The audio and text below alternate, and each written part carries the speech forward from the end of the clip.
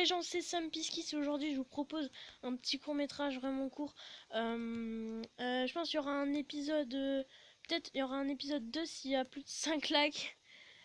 C'était pour vous dire que j'ai pas fait de copie de cette map. J'ai mis du temps, certes, mais j'ai vraiment mis du temps à le faire la map. Mais j'ai vraiment pas copié la map. Normalement, je fais visiter pendant la vidéo. Bon visionnage! Vous avez activé message de Mars à Planète Mère. Sam Piskis, rang 56. Dernier survivant sur 8 de la mission Mars. Une navette est arrivée hier soir. Vide. Je n'ai aucune nouvelle de la Terre. Je suis grièvement blessé. Hey, je guéris. J'ai trouvé un livre dans la station. J'ai dû le lire 56 fois.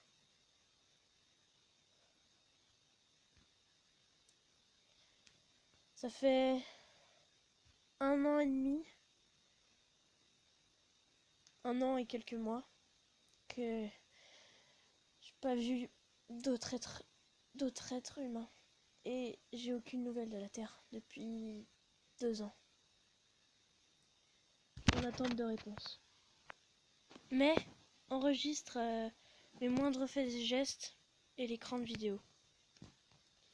Ok, alors salut, je m'appelle Sam Piskis. Ça fait 4 ans, ça doit faire 4 ans que je suis dans une station sur Mars.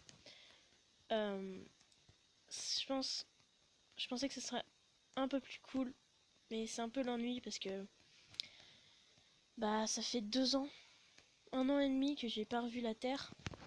Et du coup, je connais cet endroit par cœur tellement c'est petit. Et puis, dans mes combinaisons, j'ai plus beaucoup d'oxygène. Donc j'espère que ce message arrivera jusqu'à la Terre ou quelqu'un qui viendra plus tard dans cette station. Donc, je vais vous présenter les lieux que je connais maintenant par cœur. Donc là, comme vous voyez, c'était la salle de contrôle où je viens juste d'envoyer un message à la Terre. Même si, avec toutes les antennes et tout ça, ça fait longtemps que j'y crois plus. Je sais pas ce qui est arrivé sur Terre. Normalement, notre mission, c'était juste pour voir si on allait arriver à aller sur Mars et vivre sur Mars. On nous a dit beaucoup de fois que bientôt la Terre serait trop polluée. C'est ça le problème. J'espère que au moment où on en est, c'est pas passé ça. Donc voilà mon lit, celui-là, en haut. Et voilà les lits de ceux que j'ai enterrés. Mais qui doivent avoir la fierté aujourd'hui d'être morts sur Mars. C'est peut-être... c'est sûrement bien, je sais pas. Donc voilà, là c'était les chambres, la salle de contrôle. Ici c'est notre arrivée d'eau. En fait, vous vous demandez sûrement où est-ce qu'on a l'eau, vu que ça fait 2 ans que j'ai aucune nouvelle de la Terre. En fait, on a trouvé dans des souterrains une poche glaciaire et on l'a fait remonter tout en haut.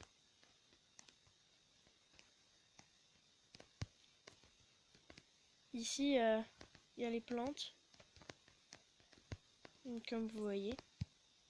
Donc on avait beaucoup de salles avant, sur d'autres bâtiments, où les plantes, il y en avait partout. On avait des laboratoires de technique, un peu partout, mais il reste plus que ce bâtiment. Il y a eu beaucoup d'avaries.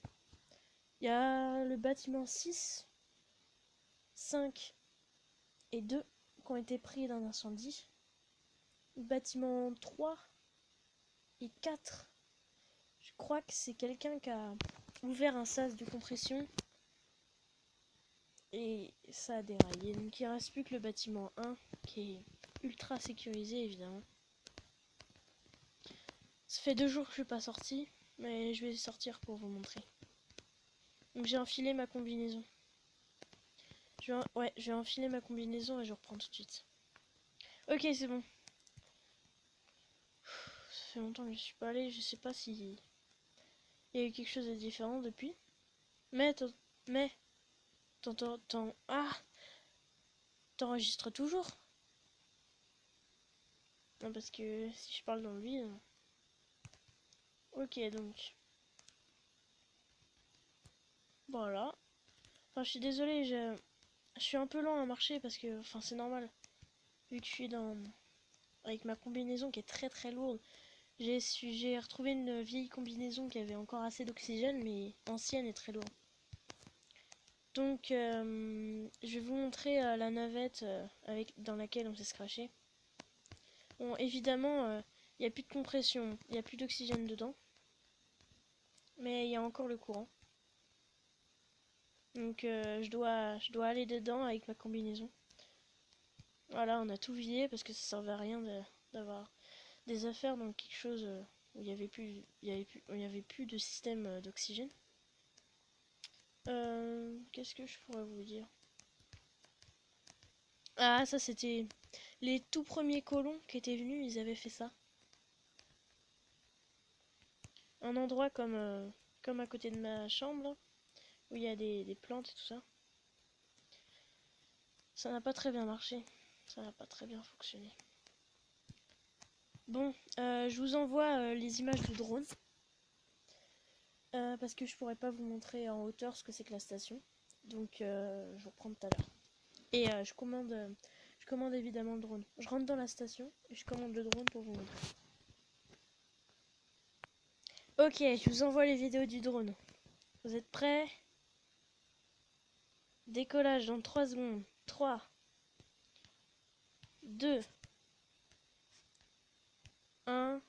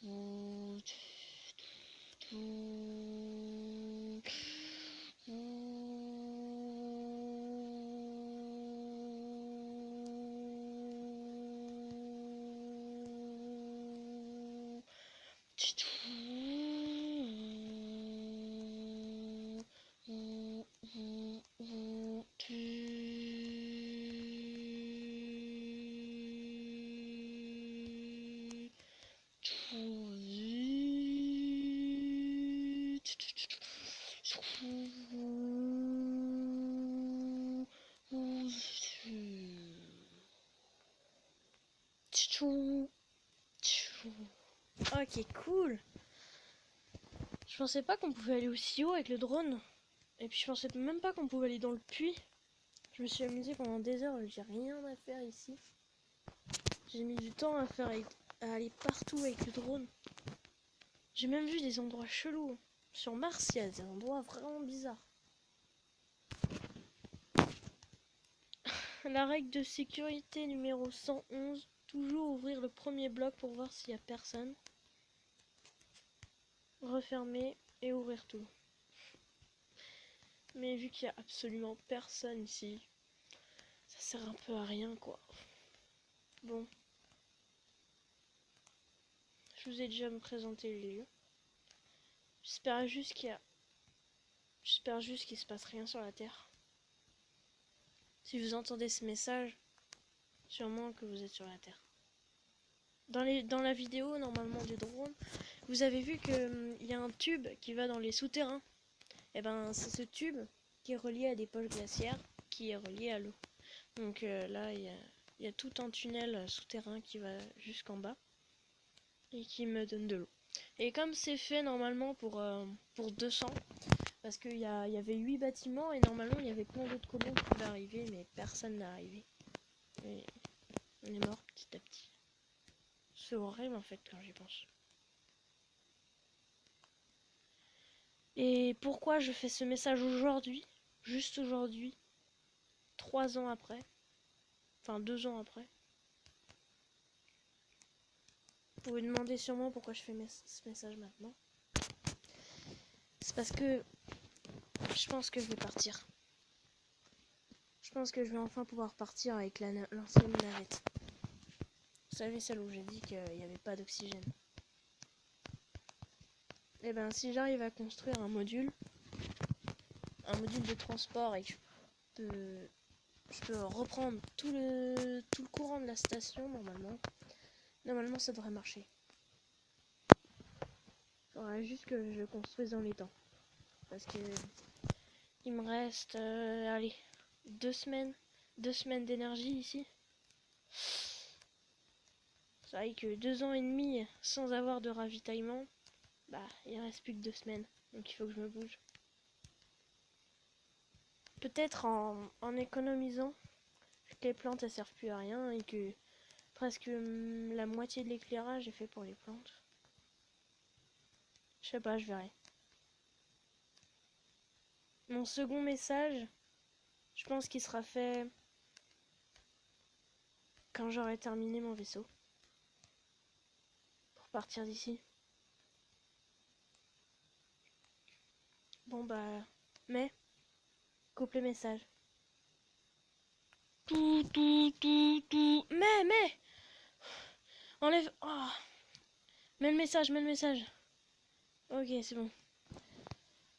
Enlève-moi cette sonnerie là. Bon, il y a urgence. C'est bon, j'ai fait le vaisseau et tout ça. Normalement, d'après tous les manuels que j'ai vus dans la bibliothèque de la station, ça devrait marcher. J'ai accordé tous les modules et j'ai détourné l'énergie de la station. Normalement, ça devrait marcher. Je croise les doigts. Maintenant, la sonnerie là, l'alarme, c'était juste parce que... Enfin, juste... Bah, il reste 2 jours d'énergie. Et ouais. Donc il faut vite que je parte. Je dis au revoir au lieu, déjà. Ça fait un peu 2 ans et demi que je suis dans les mêmes lieux, alors on s'y attache.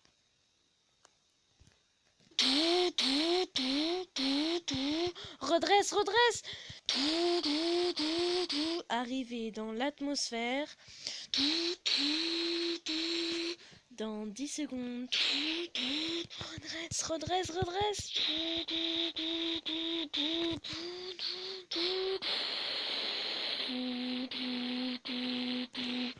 Capsule 150 degrés. Capsule 250 degrés. Capsule 1200 degrés. Capsule 750 degrés. Capsule 2800 degrés. Capsule 24 degrés. Capsule 8000 degrés. On devrait avoir fondu là.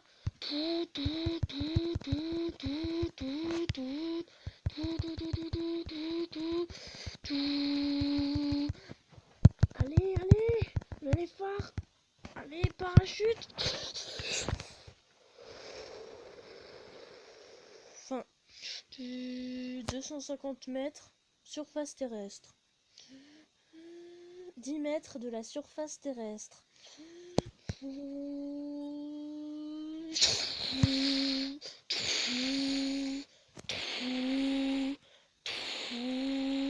Inondation, mince, il manquait plus que ça. Oh non, sérieux, il manquait plus que ça.